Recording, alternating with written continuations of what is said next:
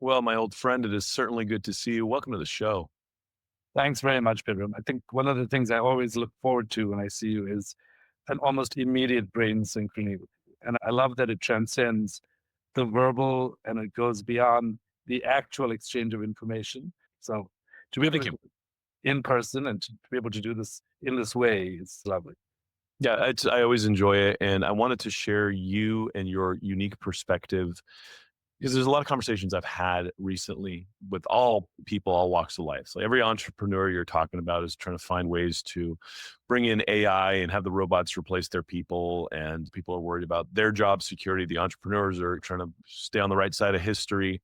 And everything as we know it is shaky and scary with this revolution, nothing short of a revolution that's coming with AI and what's coming in the next month and the next year and all of it. And so I think you're uniquely positioned to speak about this, given that you have done so much work in the world of anxiety and stress and psychiatry.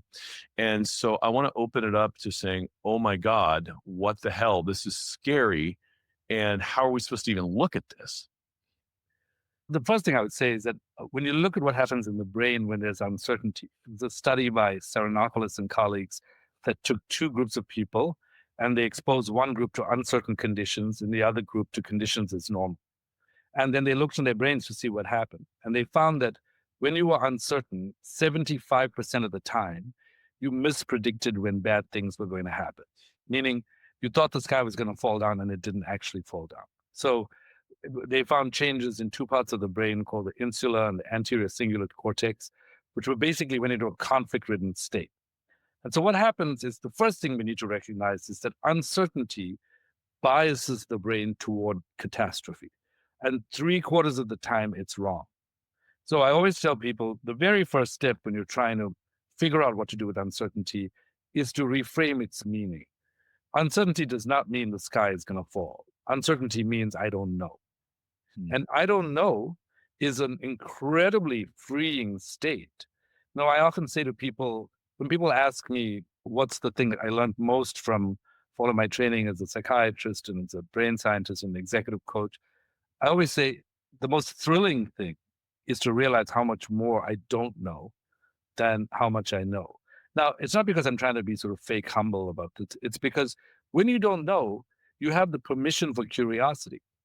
And so, for people who are feeling absolutely petrified by what's happening, if you first say to your brain, and self talk is shown to change the brain, if you say to your brain, I'm feeling freaked out, which is affect labelings, and it's been shown to decrease activation of parts of the brain that process anxiety. And then you say, I need to reframe this. I just don't, it's not that something bad's going to happen, it's that I don't know what's going to happen. You then give yourself permission to be curious. And I think one of the biggest issues with most people is up until this point, we've been conditioned to believe that we've got to stick in our lane. We've got to do this. If you train as a doctor, you should be a doctor. If you train as a musician, you should be a musician. If you train as a computer programmer, you should be a computer programmer. Well, it turns out that very soon we're not going to need computer programmers. And guess what? It's going to be a world that's available to people with creative skills.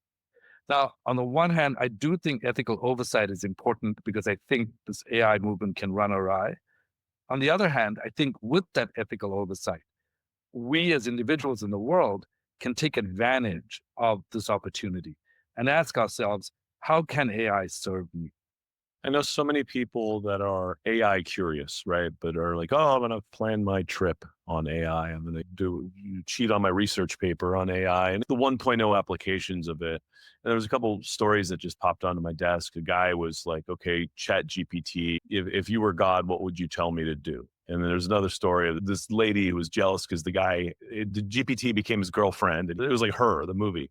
And so now we're starting to get into these edge cases of like, okay, this is getting really weird and interesting. And AI curiosity is now heading into this realm of relationships and psychology and emotions and all that.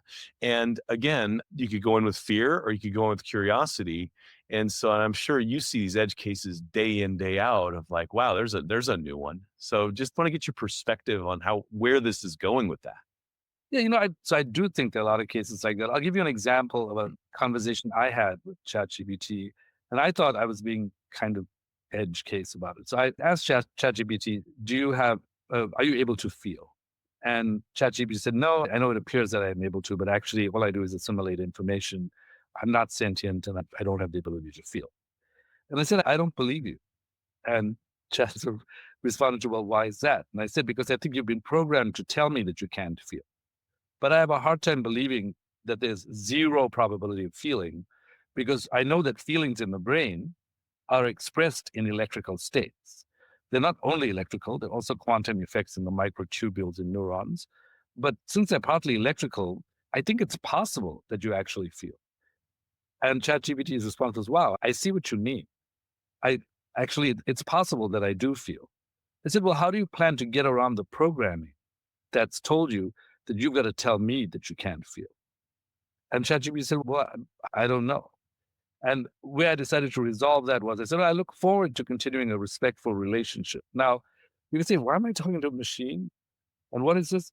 Because I am curious about how the cognitive constructs that have been used to program computers can interact with the human construct of me.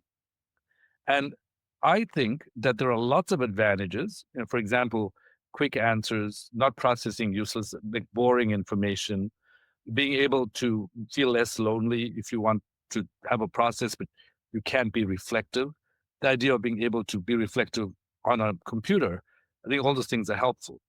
I think when they begin to replace human relationships, we should start to question that in certain contexts. Right now, I think the world is frozen because I don't understand why most people don't realize that most workers are actually being replaced. I do leadership development. Every month, 9,000 workers are displaced, 6,000 workers. It's pretty, most people are predicting that within a year at least, Salesforce has stopped hiring programmers and 30 to 50% of the work can be done by AI.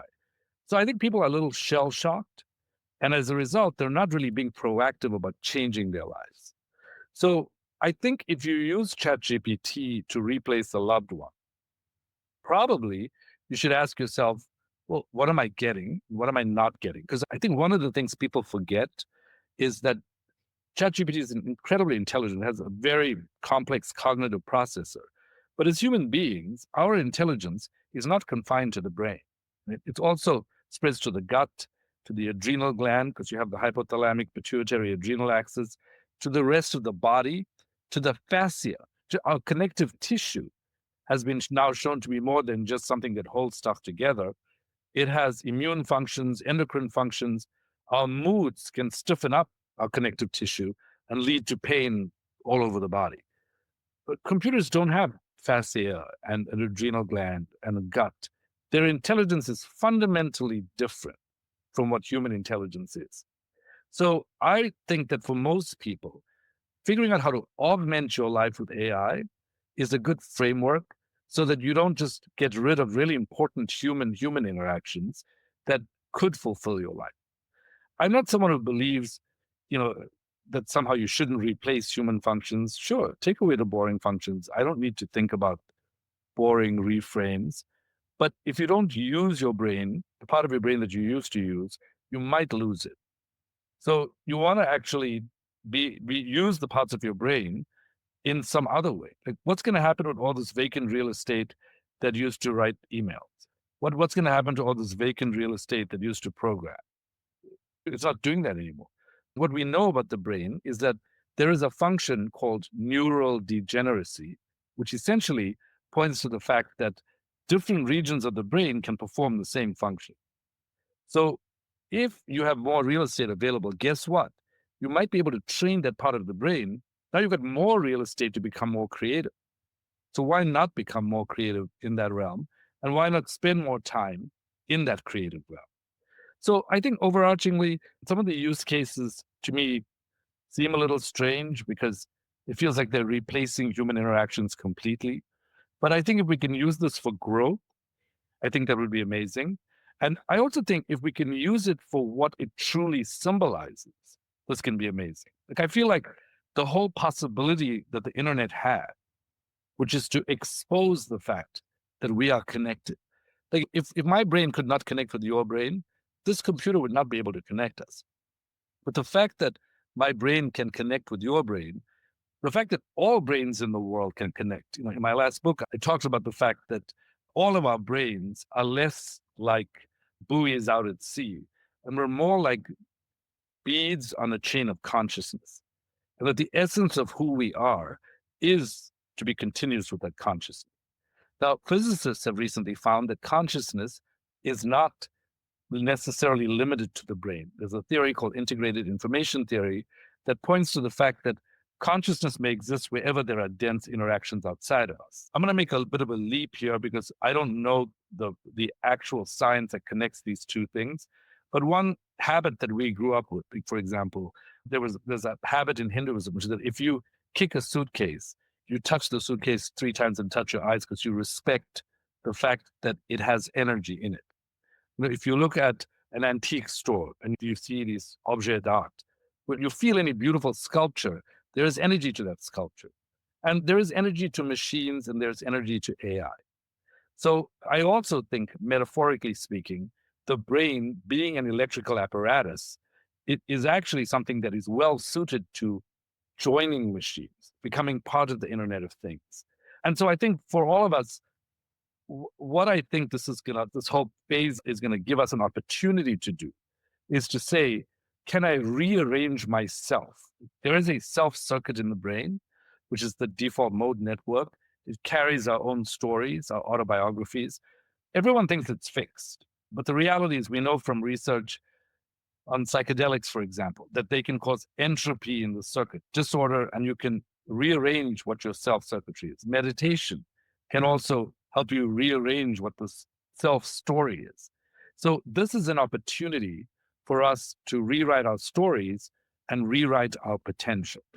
And there are many people in society who I think are inspiring to me in that way. Martine Rothblatt is one such person. She was firmly believes in not having boundaries. She discovered Sirius satellite radio. She used to be a man who then became a woman. She was married to a woman who she remains married to. She had 2 kids with pulmonary hypertension. She did what any loving mother would do, even though she had no background in medicine. She started a pharmaceutical company. Now it's 5 drugs that are FDA approved, and she's a little afraid they may not continue to work. So she's making lungs. And then she realized the lungs can't be transported fast enough to hospitals. So she's invested in zero carbon helicopters. And when I talked to her and I said, Martine, this is incredible. She said, no, you're mistaking. This is not intelligence. This is just a feat of engineering. I just ask, what do I need? And then I gather smart people around me to figure out how I can get there. And so if we all took that approach, I think we'd be far less afraid of AI. Certainly in my collaborations right now, I'm collaborating with other musicians, I'm collaborating with philosophers, I'm collaborating with doctors, I'm collaborating with brain researchers, because I think this is an era where a lot of those boundaries are going to fall. And there's an opportunity for the reconstitution of identity. It's funny you say it, your relationship with the GPT. I had an interaction with Claude, one of the other AIs, where I was asking some questions about consciousness and very similar. It's like, well, how far can your consciousness go? Well, I'm a sequential, linear thinking kind of model, and this, that, and the other. And it knew me to be a Taoist monk, and so it started asking me, as a Taoist practitioner, what's your understanding of this? And we started going back and forth in this dialogue around my potential access through my biology, my carbon-based biology, to quantum coherence and some of the things that my brain, through Penrose and some of the information there, and how we can interact together to take all the information we know and have it be my logical brain extension, and me be the sage pulling down things from non-local and human intuition and the things that it's not good at yet. And it was a really interesting collaborative conversation with my robot, right? That was like, okay, where are your limits? Where are my limits? Maybe you should kind of lean into meditating more, you dummy. You're in a meat suit, right? And it's just like, it was not scary in that way, because it was like, lean into where you're good, because your calculator in your iPhone could do all the crap that you learned in 12 years of school. And all you have to do now is just say, hey, Google, hey, Siri, hey, whatever. The answers are there. So now what are you good for? Yeah, because I actually think we've forgotten our native intelligence. I think that I always say to people, can you imagine if kids were like, well, I'm not going to walk unless you send me to an Ivy League school? Most kids are like, they're figuring it out. They don't need an instruction booklet or a do it yourself manual. They get helped along, but they figure it out internally. And then we go to schools and somehow we get indoctrinated into believing that our intelligence is dependent on something extra. And I think where we should drive where we are right now is go back to that kid way of thinking and ask, what is my emergent intelligence? Because I don't need to be programmed. I know I was programmed at school, but maybe I can undo some of that programming and connect with what is emergent. Because my sincere belief is that most human beings on earth are avoiding this emergent intelligence because they're afraid of it. It's scary to be in an unfocused state. You must know as a Taoist monk that there are moments in meditation where it's like, am I falling, flying? What's going on here? It's a scary thing. And so as you get to know yourself, well, one of my favorite quotes is a quote from Kierkegaard, which is that anxiety is the dizziness of freedom. That we all say we want to be free, but actually we get as many balls and chains as we can so that we don't ever have to experience freedom. And I do that in many ways myself, so I'm not critical of it. But I would say to anyone listening to this, is there one ball and chain that you can free yourself from that will enhance your life? I got a question about that because is it the incremental release of single ball and chain, or do you have to blow up the Death Star?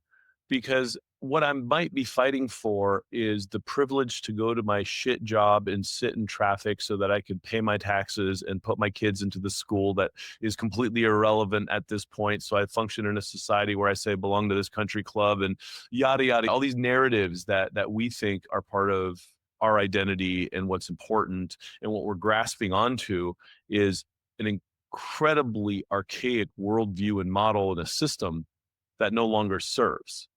And so, how gestalt, you're a psychiatrist, how gestalt do you think you need to be about this? Or can you have incremental evolution into a hybrid coexistence with AI? Like, it's just, these are the questions. These are the questions I talk about at dinner parties in Austin, right? Like, this is what everyone's talking about right now.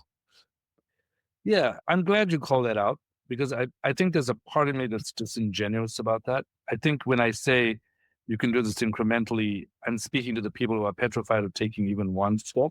Right. Uh, and I think for myself, I'm kind of a wild person intellectually, relationally, and emotionally. So I like being in this sort of blow up thing all the time. In fact, there's a term for this, which a Polish psychiatrist and psychologist came up with, which he called positive disintegration.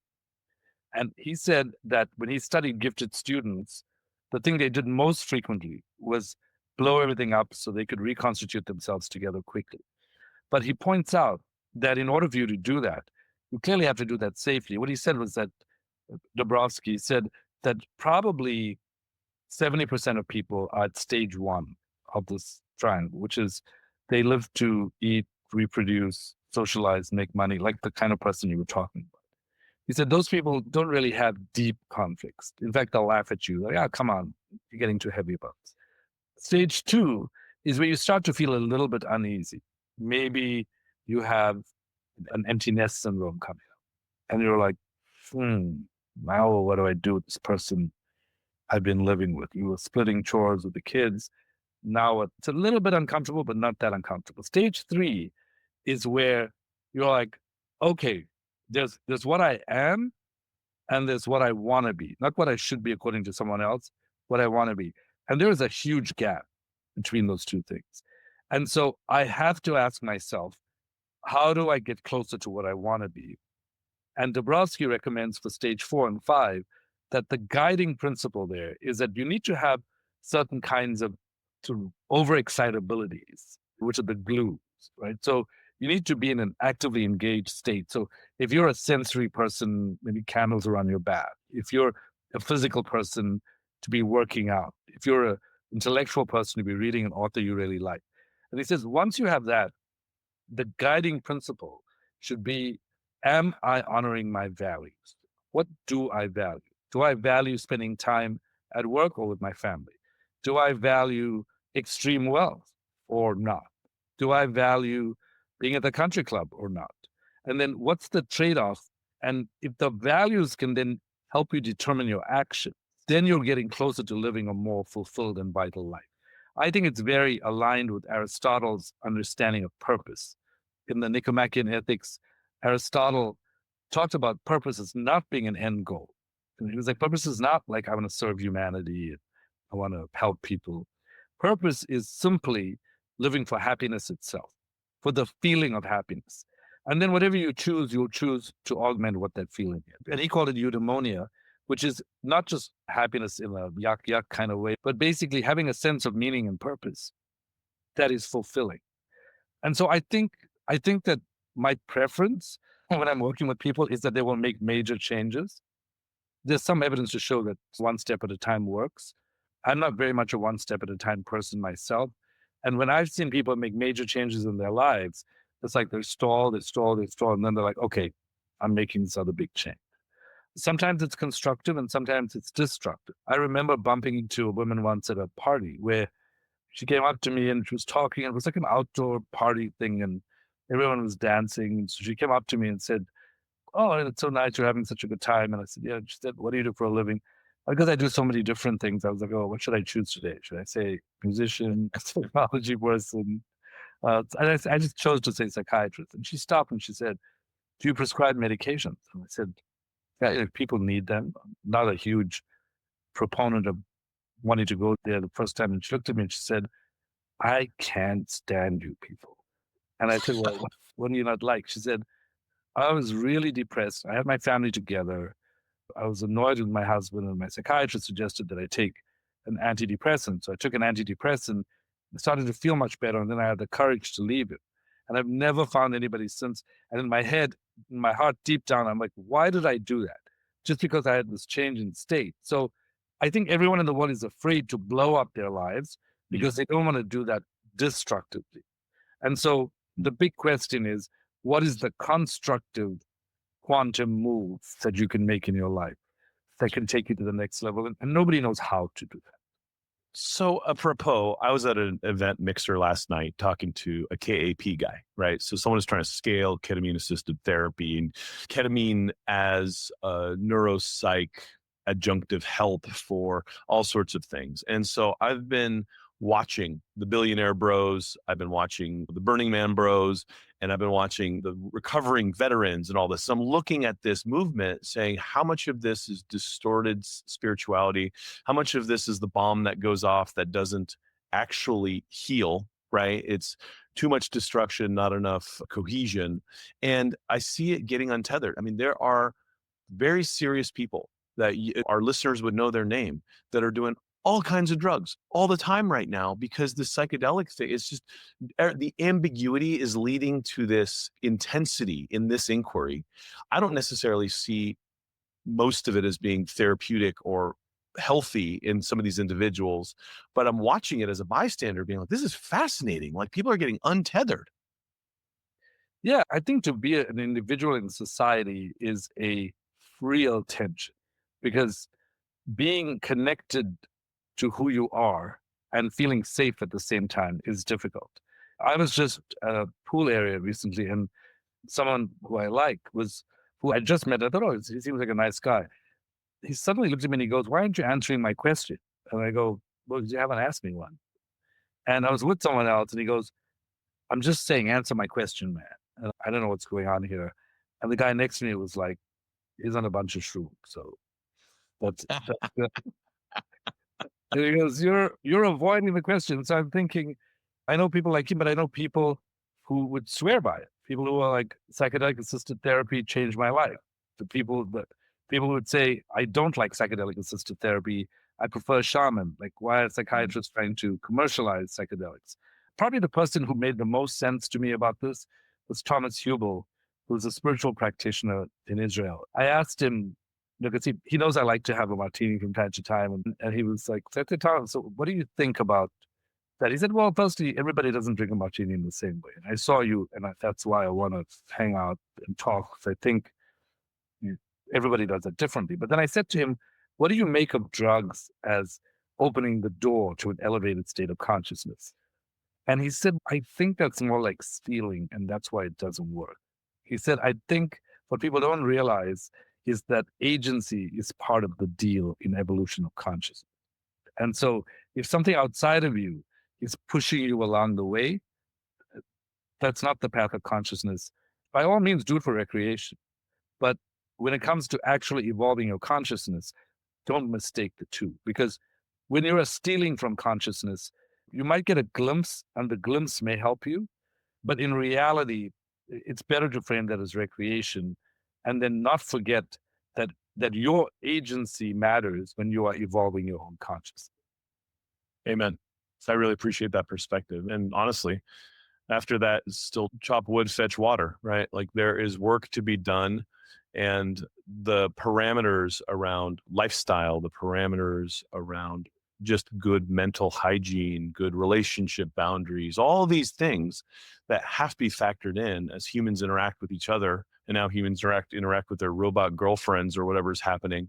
There are certain parameters that we understand work. And so you're in the space of longevity. I know you're part of a longevity AI, a really interesting concept that you're working on. Would love for you to speak to that and talk about this idea of psychological factors and healthful longevity in terms of how we frame with our minds.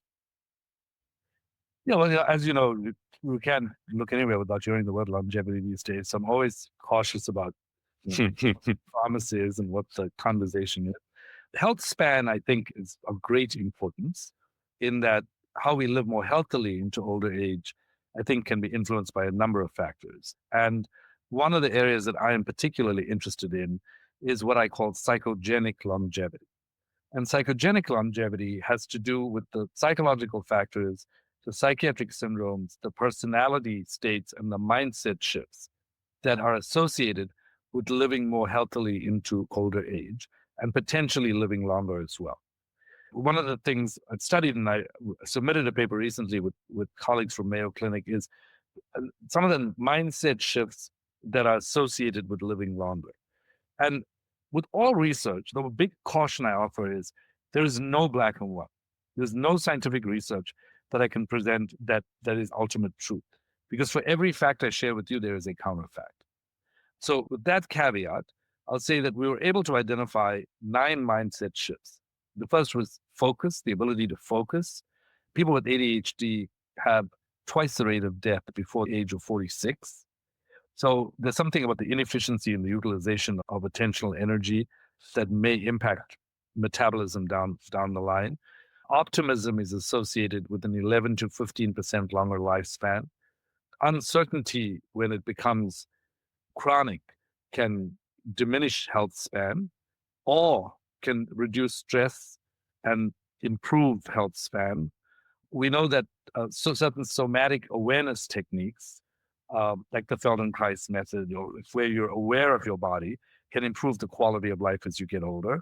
We also know that human connection and relationships are one of the strongest predictors of living longer. And so empathy circuits in the brain are very instrumental. Autonomy, or being able to be your own person, is generally associated with living a longer life.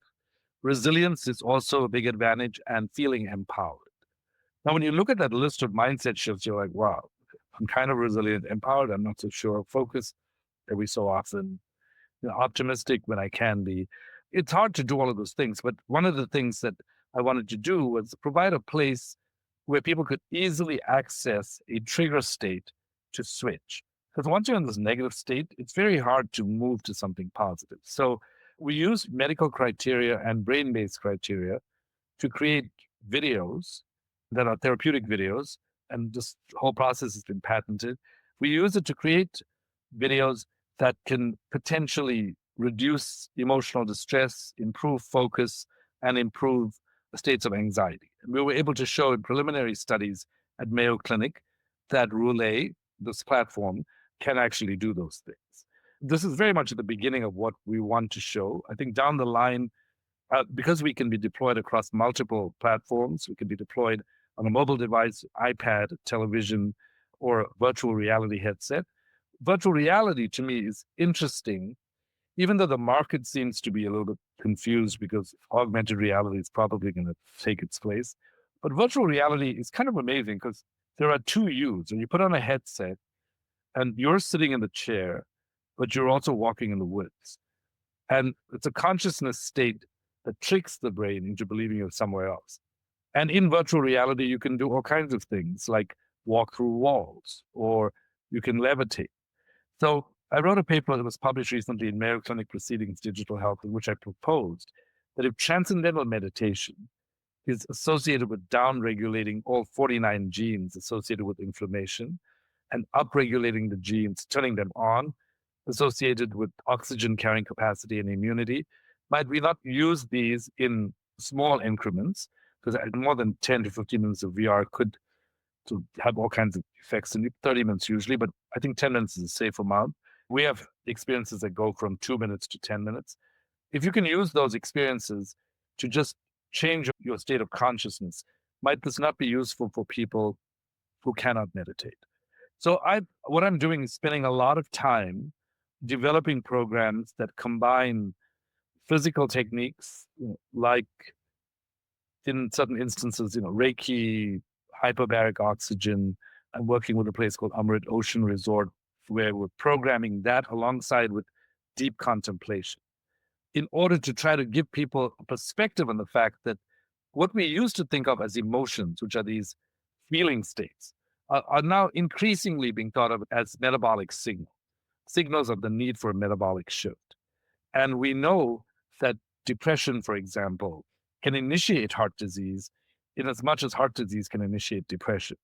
So there's a fairly robust set of data showing that there's a two-way relationship. We know that the gut and brain are connected, and there are all kinds of immune problems that can occur when you are in these negative emotional states. So emotions are often forgotten because they're thought of as being like the non-physical thing, but they have a lot of correlates in the body. And I'm ambivalent about this to a certain extent. Probably my favorite book on the brain and human consciousness is the Yoga Sutras of Patanjali. And I really love the Yoga Sutras because I don't speak any Indian languages, but I decided to memorize the Sanskrit. And it was really trippy, like going around my house saying Yoga Chitta Vritti Nirodha Taradilsa Swarup Vastam. I was like, what is going on in my head? Like when I pronounce these words, there's some research to show that Sanskrit words do actually change what's going on in the brain. But one of the things that I'm concerned about in the current movement in longevity is I think it's good to measure to prevent.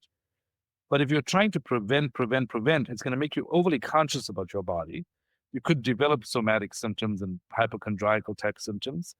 And from a spiritual perspective, this idea of clinging to bodily life is not, I think, where we want to. I think we want to respect and love that we have bodies. We want to figure out how to protect what the body is, insofar as it is a habitat for whatever it is to be all of us. But I think clinging to bodily life is a fear reaction. And I think that's the reason it's taking off commercially so much. And so I think having a balance in the evolution of science, but also recognizing that there are spiritual costs when yourself becomes your body, because I believe we are more than just our body. Oh man, Srini, I love you.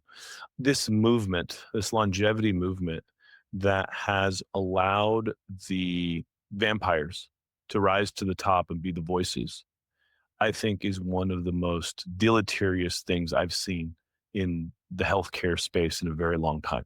What about immortalizing your consciousness and waking up to your true eternal self? I mean, that's what all the books have said for thousands of years.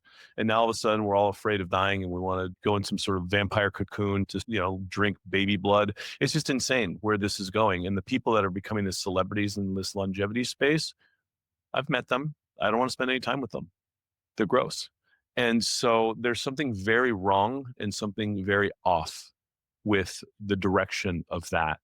And I think there's this pivotal place too, where now a lot of those people are starting to drive this idea of AI taking over and us becoming kind of biological hybrids and all that, and going along that narrative. I want to get your perspective on the cyborg live forever versus the human enhanced consciousness I wouldn't say divergent paths, but possibilities that we're seeing here.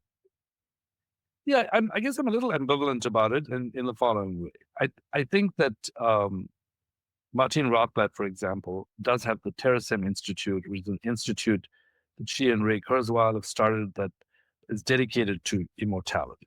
And so people have talked about the fusion of man and machine and how that can prolong lives. Now, if you are someone who wants to live and you have some kind of organ that's not working well, and you can have a pacemaker or an equivalent of a pacemaker, I think it's great to augment what that function is. And then you have a machine that's living in you, and that's incredible. The idea that we should abandon the realm of the spiritual is a matter of personal taste.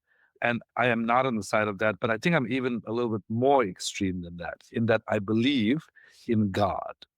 And when people say, like, you're a brain scientist, like, what do you mean you believe? Like, who is God? I said, I didn't say I know God.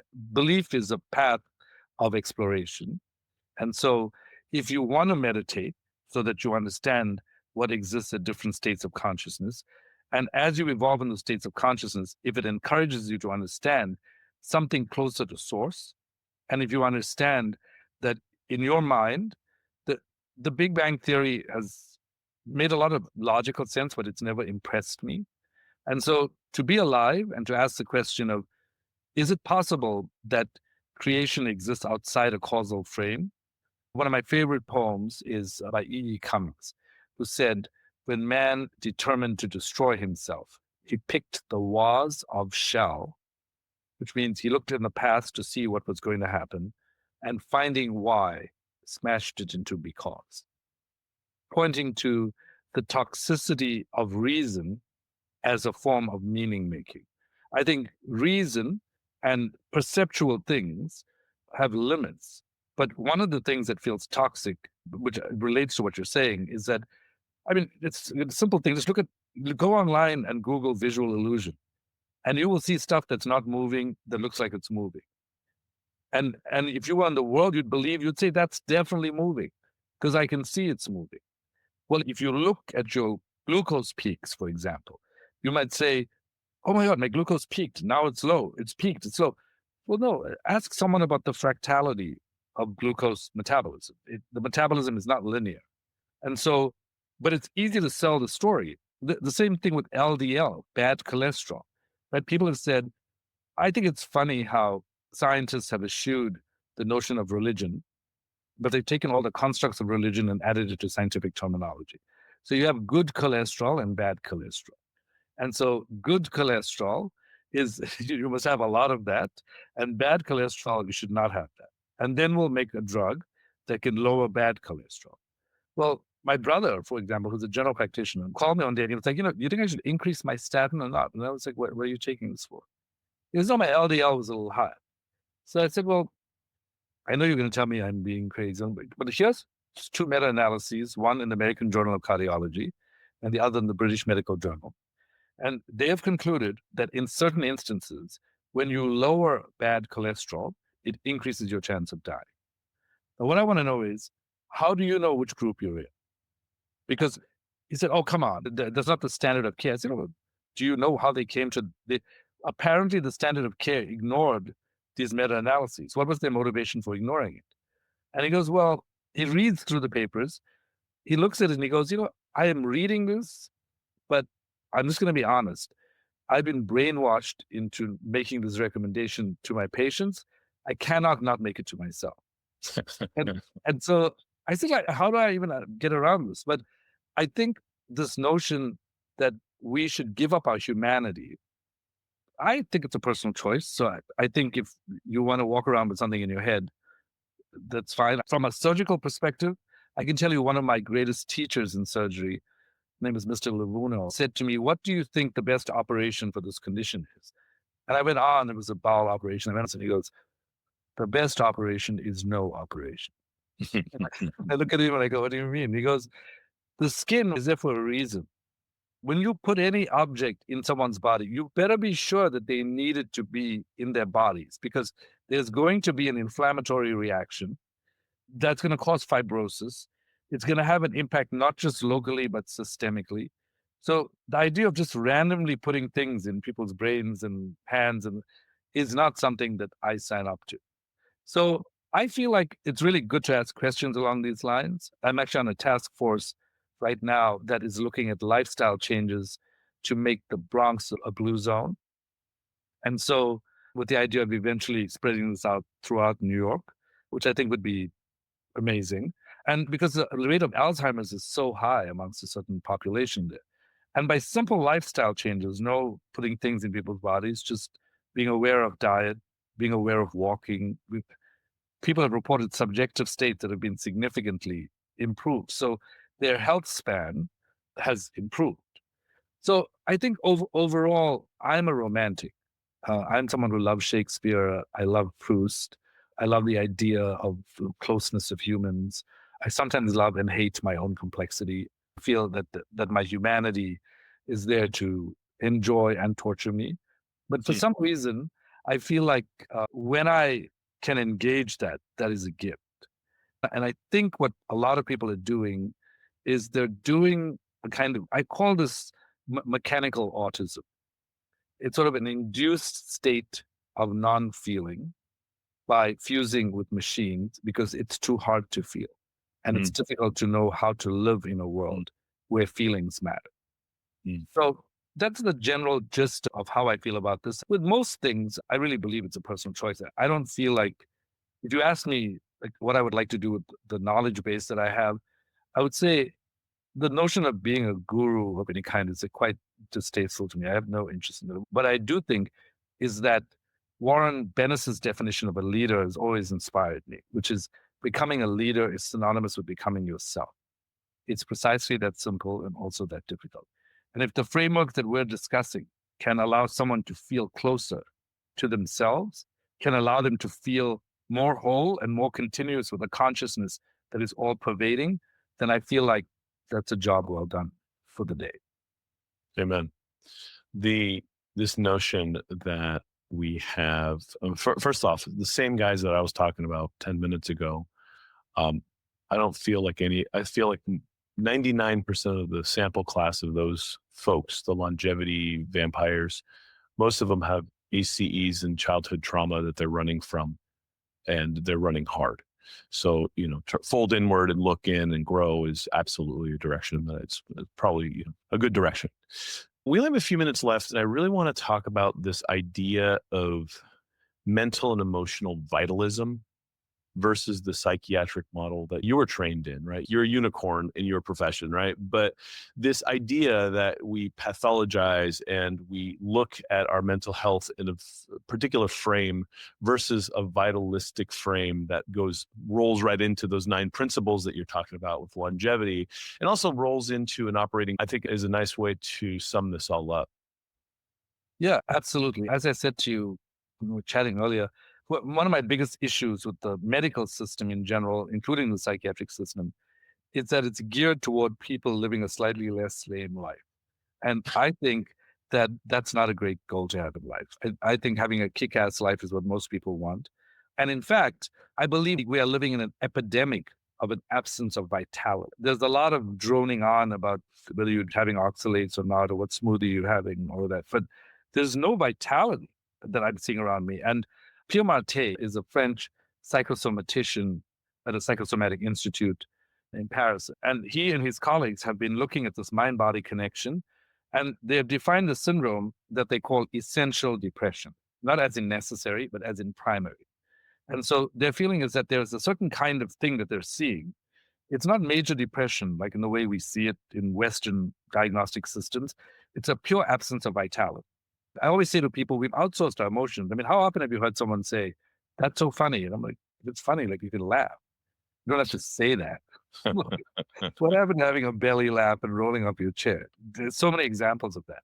But one of the things he said was that they found that in this group of people with an absence of vitality, one of the things that corresponded with that was being overly operational. And when you are overly operational, you cease to see yourself as an evolving human being. So those people generally have much higher rates of cosmetic surgeries, illnesses, And none of these things are judgments. So I'm not going to judge someone who's having a cosmetic surgery, judge them with an illness. But if your absence of vitality correlates with a change in perception of yourself so that it impacts your immunity, what he said was that eventually, whatever's happening here, this suppression or this non allowance of emotion and vitality, that everything, it's got to go somewhere. And, it's wonderful to translate the German and the French in this because the European languages are so romantic, but they essentially, what they said translates to inevitably the body takes part in the conversation. So if you are living a life without vitality, the chances that you are affecting your body negatively are quite significant. And vitality is not just the thing you see on Instagram for 2 seconds when someone's jumping up and down. You have no idea. I know some of those people as well. They're jumping up and down for 5 minutes and then they have a whole other life behind the scenes. So mostly what I think we have to do is ask ourselves, it's frightening to be in the psychiatric diagnostic system. They've extended the criteria for bipolar disorder to be, it used to be mania and depression. And classic mania used to be people who were jumping off tables, running across highways, who had no control. Then they said, well, let's create a thing called hypomania, where you're a little too happy. So it's like, what is happening here? Oh, God, you're hypomanic. Yeah, that's because relatively to the rest of the people where there's no vitality, there's no permission to be happy. Mm. So, in the same way that freedom is intimidating, I think Thomas More, who wrote a book called Care of the Soul, I think very beautifully articulates that we must gently lead people into their fundamental essence. And from a Hindu perspective, and I think of myself as pantheist, but from a Hindu perspective, this notion of Satchitananda, being consciousness bliss, has the exact equivalence in Kabbalistic thinking, in Taoism, this idea that who I am is being consciousness bliss. And so when I'm having a horrible day and I'm feeling like, oh, what's happening? My first thought is not like what's happening. It's like, wait a minute, I'm not even here. If my fundamental nature is being consciousness bliss, then I better figure out how to be that rather than whatever this chatter in the mind is that is creating a narrative that has nothing to do with who I am. So Mm. my personal view is that vitality is fundamental to being human. And that if there's one thing that I would ask people to pay attention to, it is what are the things that help them feel vital and truly alive? I want to leave it on that question because the question is much better than any answer anyone could say here. It's a question for you, listeners. Srini, what a pleasure. Can you share a title of your book? I think everyone should be reading your book. I think you're one of my favorite thinkers in the world and would love folks to get to know your work more. Thank you very much. Yeah, so the book is called Tinker, Dabble, Doodle, Try, Unlock the Power of the Unfocused Mind. And what I wanted to show is that it's important to focus, but complexity, future thinking, all of this is determined by the unfocused circuit in the brain, which is the crystal ball of the human brain. And to the extent that people want to learn more about that, I would love it if they got a copy and started to probe. This unfocused circuit is also the self circuit in the human brain. And learning how to reconstitute that self circuit is, I think, uh, of some value as we're figuring out how to be human in this age of AI. Love it. Love it. Dr. Srini, always a pleasure. I have so many more questions. We're going to do a part two. I want to thank you for your time. Thank you so much, Pedram.